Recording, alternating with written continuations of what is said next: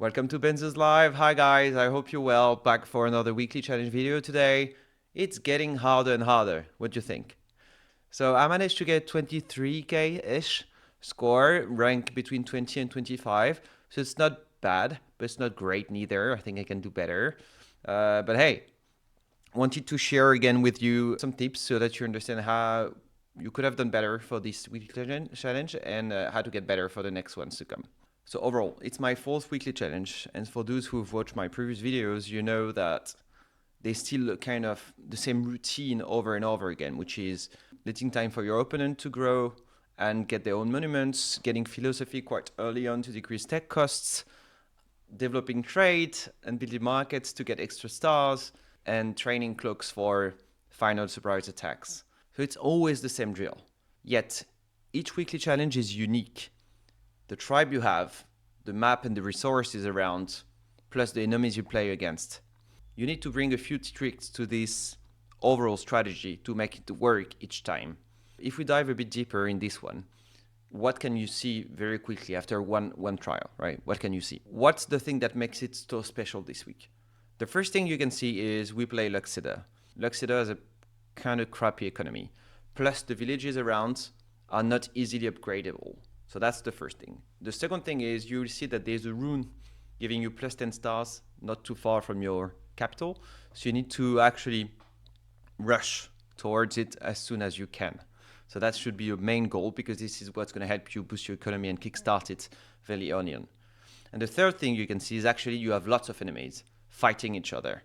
So the best strategy here is to quickly get diplomacy before everything else.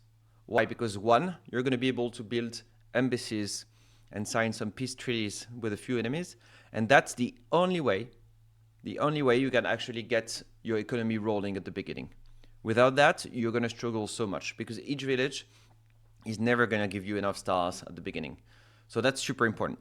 The second one is you will be able to actually train cloaks quite early on and go steal stars from your enemies quite quickly in their main capital, the biggest cities. And another thing you have to note, and then we deep dive into it, I swear, is actually it's going to be very hard for you to control the whole map and all the villages if you don't manage to get a full hold on the other side of the waterfront. Meaning you need to get a warrior as soon as possible on a boat to cross the lake and to capture a village on the other side. If you don't do that, you have very little chances to manage to actually capture the whole map and all the different villages. So with that in mind, let me show you how it worked for me. Please let me know in the comments what you thought and if you have any ideas of how I could have done better, and enjoy the video. Here starts, I train a warrior and I'm going straight away to the rune that is at the south of the map, on the southeast, I'd say, because this is the rune that's going to give me plus 10 stars. So I really want to grab it as soon as possible. I'm getting the rune, I'm getting organization, strategy, and diplomacy straight away. It's going to be very key. And there I meet with Polaris. That gives me enough stars to actually get fishing and upgrade my second city with an Explorer. Explorer is super key here because it's going to give you first stars to actually meet your enemies and discover the capital thanks to diplomacy. So that way you can actually build two first embassies, both at Simenti and Hudrick at the beginning. So that's really cool because they're going to give you 2 extra stars for each embassy you have each turn. So Polaris fights you. You see that you're going to discover Quetzali as well. The next turn, this is what's happening. Here, a very easy way to actually build a peace treaty is to fight their enemies.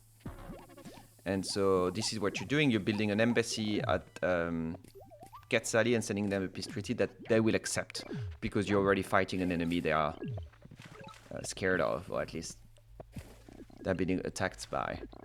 So here you put some boats on the lake pretty quickly because you want to get first sailing and starfish, but also go through the map and get one of the village across on the other side of the map, basically. And so you're getting also the first cloaks because these are going to be very useful against Simenti's capital. That's going to give you like 7 or 8 stars every time you're going to put a cloak in their city. So this is what's happening.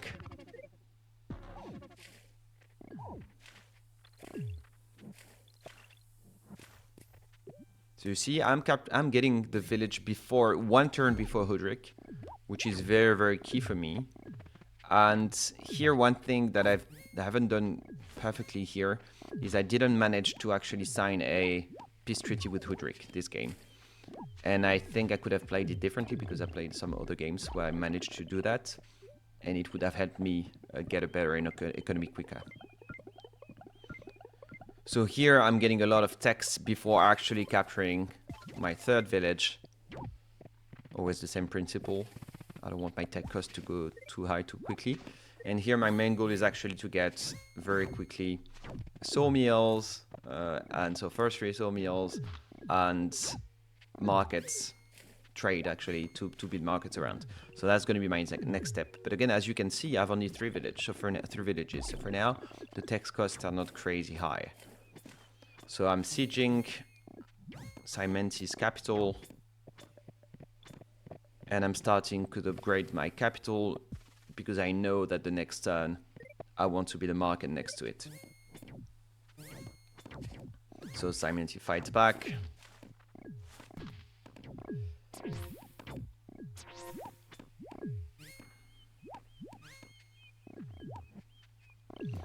I'm getting a cloak in my village, the third one, to actually attack probably Polaris soon. I'm sieging again Simenti's city. I'm getting Umaji out of the picture. Upgrading my capital with the market as well. And here, yeah, I'm putting down my monument to get +5 extra stars and actually be able to get the market in my second city as well.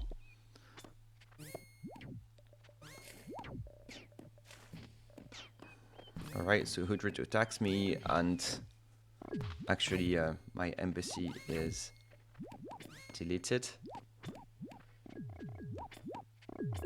So here I'm gonna siege their Hudric's city and get prepared to siege the other one pretty soon after. I'm upgrading my third village so that I can get here again trade, market next to my sawmill. So that's my main goal, right? I really want to boost my economy right now before I capture new villages.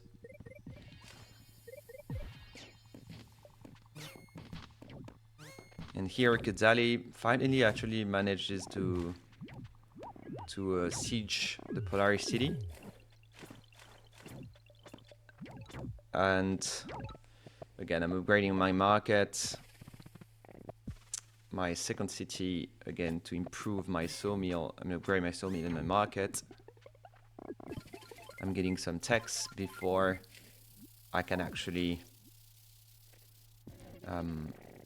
upgrade my, capture my city.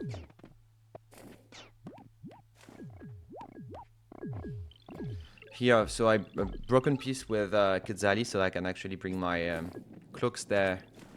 Sieging the city just took from Polaris. I'm getting the last starfish at the full south of the map. And you see I'm always getting one cloak after another to siege Kadzali because it's going to give me a lot of stars. So here again, the whole strategy, I'm not going to keep commenting on it, but you understand it. Sawmills, markets, to grow my economy everywhere.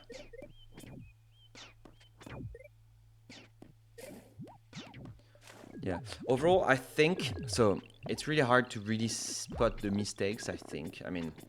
There are lots of different ways. It's just a matter of who you attack first, which city do you get, because there's it's just a pure optimization between, do you give them enough room or space to grow, and if you take too much time to actually capture a village, you won't be able to benefit from, to build markets pretty soon and benefit from the extract stars every turns. So I think what I could have done better overall is the middle game. Some choices and some, some orders in which I'm going to attack our siege cities. But overall, I think the beginning, the early game was pretty good. I think I might have, I should have made a peace treaty with, I've managed to find a way to made a peace treaty with Kudrik early on. But other than that, I think it's pretty fair. I don't see any major mistake. There are some tiny things that I should have, tiny mistake, where sometimes I create a warrior when I don't need to, or for instance, I don't dismantle my units as soon as I can, meaning all these different warriors that are useless because they are not doing anything. I should actually dismantle them to get stars and boost my economy straight away the turns before, and not doing the last 2 turns only.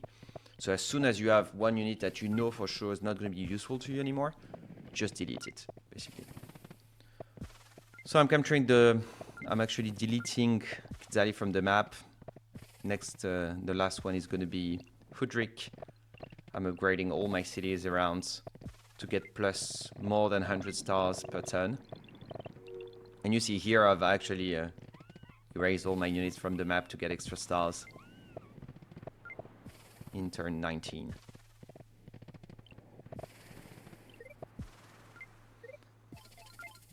And final turn, so I'm actually linking all my cities with my capital with the roads.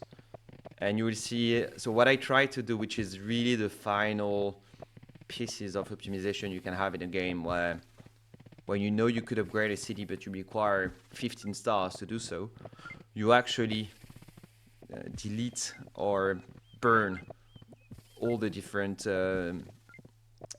lumber huts and you have around, so that you manage to crop the forest or the wood and get you extra stars. And that's a way to really optimize in the last turn your score, because the whole idea is a park. If you upgrade a city and get a park, it gives you way more stars than just even if you crop like 15 lumber huts, actually it's going to be worth it. So that's a strategy you can implement. And here I fucked it up a little bit, where without noticing I actually deleted a lumber hut next. So I wanted to upgrade my village in the north, basically, and you will see pretty soon, I think, I cropped a lumber hut that was super important for this village. Yes, there. So it was a bit damp. Anyway, it's not a big problem, but I had to rebuild it after, basically. So I might have lost like 50 points or so. All right, so that's it. That's it, guys. Hope you liked the video. Please share with me the strategy you used.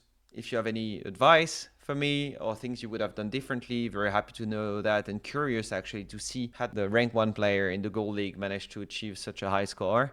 And by the way, I'm going to be off for a couple of weeks, so I'm not sure I'm going to be able to publish some new videos, so please bear with me, and I'll try my best. In any case, thanks again for watching, and best of luck for the next weekly challenge to come. Benzo's out.